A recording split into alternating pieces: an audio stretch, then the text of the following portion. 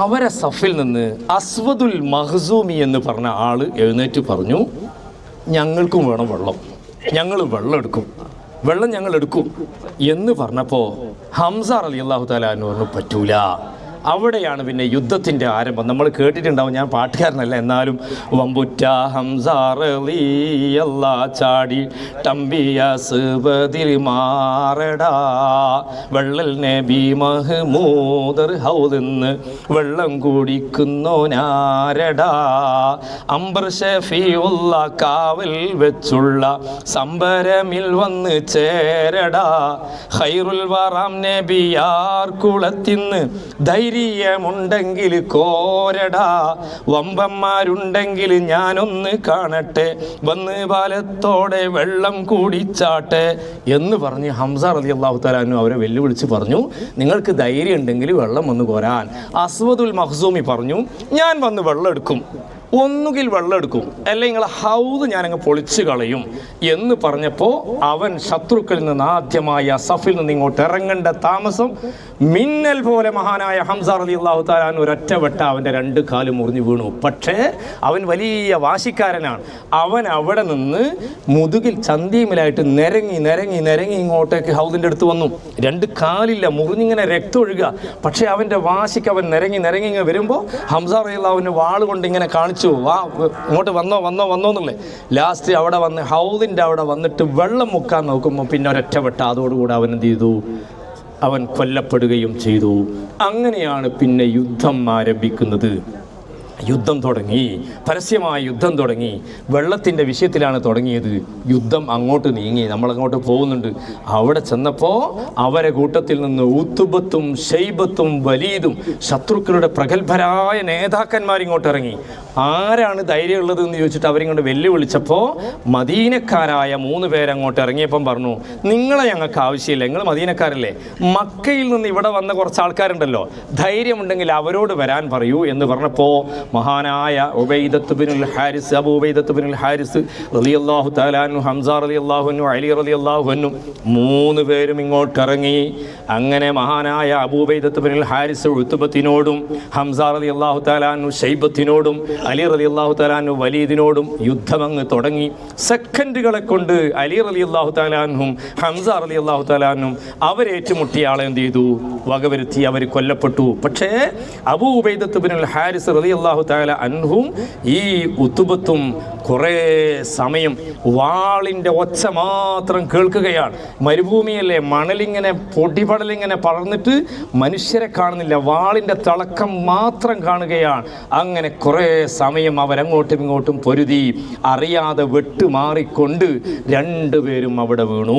ഉടനെ ഹംസ റളിയല്ലാഹു തആല അൻഹു ചാടി അങ്ങോട്ട് ചെന്ന് അലി റളിയല്ലാഹു തആല അൻഹു ചെന്ന് ആ ഉത്ബത്തിനെ കൊലപ്പെടുത്തിയതിന് ശേഷം മഹാനായ അബൂ ഉബൈദത്ത് ബിനുൽ ഹാരിസ് റളിയല്ലാഹു തആല അൻഹുവിനെ റസൂലുള്ളാഹിൻ്റെ അടുത്തേക്ക് ഇങ്ങ് കൊണ്ടുവന്നപ്പോൾ റസൂലുള്ളാഹിൻ്റെ കാലും മേൽ വീണിട്ട് പൊട്ടി അങ്ങ് കരഞ്ഞു, റസൂലേ, ഞാനിവിടെ നിന്ന് ഷഹീദാവാൻ ആഗ്രഹിച്ച ആളാണ്, ഞാൻ ഷഹീദാവൂലേ എന്ന് പറഞ്ഞപ്പോൾ റസൂലുള്ളാഹി സമാധാനിപ്പിച്ചു.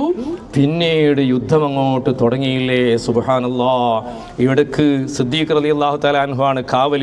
അവിടെ സഅദ് ബിൻ മുആദ് റളിയല്ലാഹു തആല അൻഹു അവിടെ വന്ന് നിന്നു.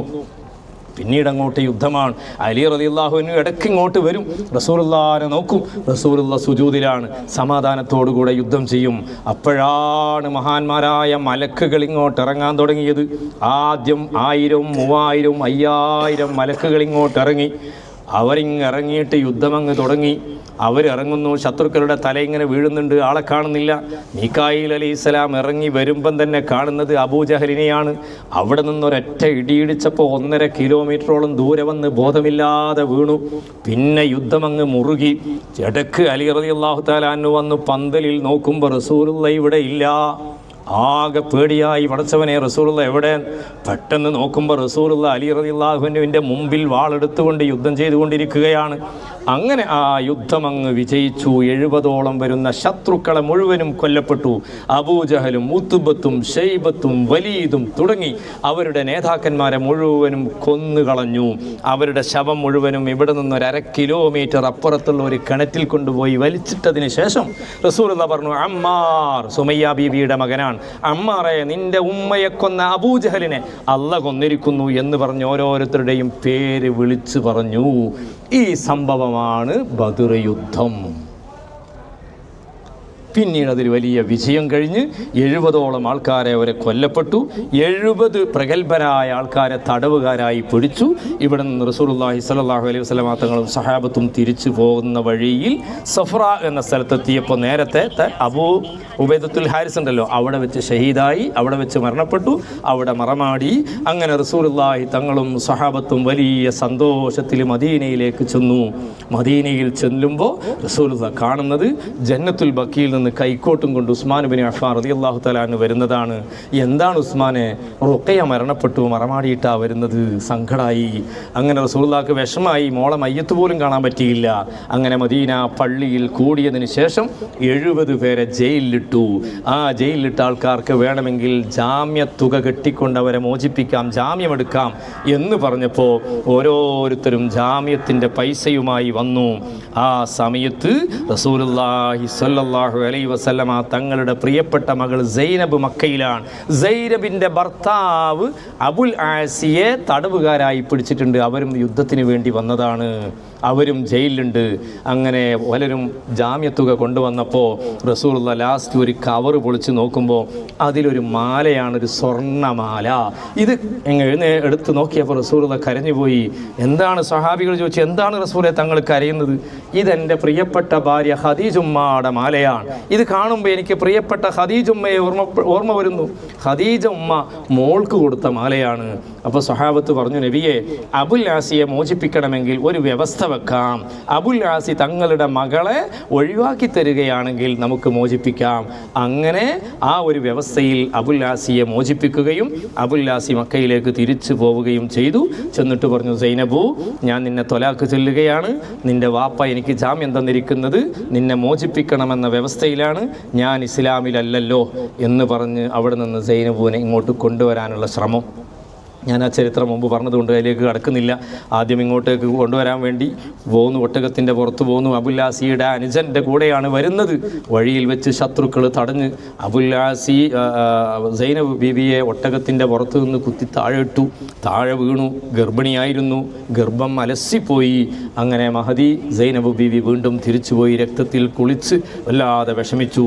പിന്നീട് സൈനബ് ഉമ്മാനെ ഇങ്ങോട്ടേക്ക് കൊണ്ടുവരികയും സൈനബ് ബീവിയോട് കല്യാണം ആലോചിച്ചപ്പോൾ പറഞ്ഞു, എനിക്കിപ്പോൾ കല്യാണം വേണ്ട, എൻ്റെ ഭർത്താവ് എന്നെങ്കിലും ഇസ്ലാമിലേക്ക് വരികയാണെങ്കിൽ ഞാൻ കല്യാണം കഴിച്ചുകൊള്ളാം. അങ്ങനെ പിന്നീട് ഹിജ്റയുടെ 6ാം വർഷം അബുൽ ആസി ഇസ്ലാമിലേക്ക് വന്നപ്പോൾ വീണ്ടും നിക്കാഹ് ചെയ്തു കൊടുത്തു. ഈ സംഭവങ്ങളൊക്കെ ഈ ബദർ യുദ്ധവുമായി ബന്ധപ്പെട്ടുണ്ടായതാണ്. അല്ലാഹു തആല ബദരീങ്ങളുടെ ബർക്കത്തുകൊണ്ട് അല്ലാഹു തആല നമ്മളെ നന്നാക്കി തരട്ടെ, നമ്മളെ വിഷമങ്ങളൊക്കെ അല്ലാഹു നീക്കി തരട്ടെ. യാ സഹാബ അഹ്ലി ബദർ, ബദരീങ്ങളെ ഞങ്ങളെ നീ കാക്കണേ, ബദരീങ്ങളുടെ സഹായം ഞങ്ങൾക്ക് നൽകണേ അല്ലാ. പടച്ചവനെ, ഞങ്ങളെ രോഗങ്ങളും വിഷമങ്ങളൊക്കെ നീക്കി തരണേ അല്ലാ, പ്രയാസങ്ങളൊക്കെ നീക്കി തരണേ അല്ലാ. പടച്ചവനെ, ശുഹദാക്കളോടുകൂടെ നാളെ സുഖലോക സ്വർഗത്തിൽ ഒരുമിച്ച് കൂടാൻ നീ തൗഫീക്ക് നൽകണേ അല്ലാ. ബദരീങ്ങളെ ബർക്കത്തുകൊണ്ട് ഞങ്ങളുടെ എല്ലാ ഹജ്ജിൻ്റെ അമാലുകളും നീ എളുപ്പമാക്കി തരണേ അല്ലാ, എളുപ്പമാക്കി തരണേ അല്ലാ. റബ്ബേ, നിൻ്റെ മഹ്ലായ ഫദ്ൽ കൊണ്ട് ഞങ്ങളെ നീ ഏറ്റെടുക്കണേ അല്ലാ. ഞങ്ങളെ കൂടെ വന്നിട്ട് ഇങ്ങോട്ട് വരാൻ കഴിയാതെ റൂമിലുള്ളവരുണ്ട്, മുൻകാലങ്ങളിൽ ഞങ്ങളെ കൂടെ വന്നവരുണ്ട്. എല്ലാവരെയും നീ ദുആയിൽ ചേർക്കണേ അല്ലാ. ഞങ്ങളെ മാതാപിതാക്കൾ, ഞങ്ങളെ പൊന്നുമക്കൾ, പേരക്കുട്ടികൾ, ഞങ്ങളുടെ ഭാര്യമാർ, ഭർത്താക്കന്മാർ, ഞങ്ങളെ സഹോദരങ്ങൾ, സഹോദരിമാർ, അവരുടെ മക്കൾ, ഞങ്ങളുടെ ഉസ്താദുമാർ, അയൽവാസികൾ, ഞങ്ങൾ പോരുന്ന സമയത്ത് കെട്ടിപ്പിടിച്ച് പൊട്ടിക്കരഞ്ഞ് ദുആ ചെയ്യണേ എന്ന് ഏൽപ്പിച്ചവർ എല്ലാവരെയും ഞങ്ങളെ ദുആയിൽ നീ ചേർക്കണേ അല്ലാ. റബ്ബന ആതിനാ ഫിദ്ദുനിയ ഹസനതൻ വഫിൽ ആഖിറതി ഹസനതൻ വഖിനാ അദാബന്നാർ. ആമീൻ ബിറഹ്മതിക യാ അർഹമർ റഹീമീൻ. അസ്സലാമു അലൈക്കും വറഹ്മത്തുള്ളാഹി. ബദർ 40 ദിവസമൊക്കെ പറയും, എന്നാലും തീരൂല. ഞാനിപ്പോൾ ചുരുക്കി അങ്ങ് പറഞ്ഞതാണ്. ഇൻഷാ അല്ലാഹ് ഇവിടെയാണ് ആ ഹൗദൊക്കെ ഉണ്ടാക്കിയത്. ഇനി വേഗം പോയി സലാം പറഞ്ഞ് നമുക്ക് എന്ത് ചെയ്യാം, പോകാം. അസ്സലാമു അലൈക്കും.